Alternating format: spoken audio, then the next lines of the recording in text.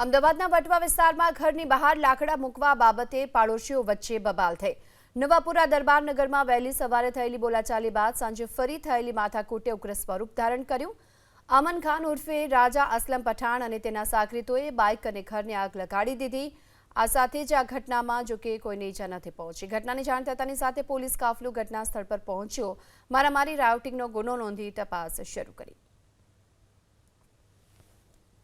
ઘરની બહાર લાકડા પડેલા હતા, એ લાકડા બાબતે સામાન્ય બોલાચાલી થઈ। એના અનુસંધાને સામસામે પક્ષે રાગદ્વેષ રાખી અને સાંજના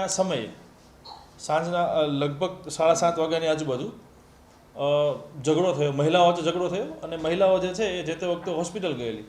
એટલે જે સામેના પક્ષે આમન ખાન ઉર્ફે રાજા અસલમ ખાન પઠાણ છે એ અને એની સાથેના અન્ય 2 સાગરીતો છે એ લોકોએ મળી અને 2 બાઇક સળગાવેલ છે અને બાઇક પર જે સીટ કવર હતું એ ઘરની અંદર ફેંકેલું। એના કારણે ઘરમાં પણ આગ લાગેલ છે અને ઘરનું ફર્નિચર હતું જે થોડું સળગેલ છે। આ ઉપરાંત અન્ય કોઈ જાનહાનિ આ બનાવમાં થયેલ નથી અને હાલ ત્યાં આગ જે છે એ સંપૂર્ણ રીતે કાબૂમાં આવી ગયેલ છે।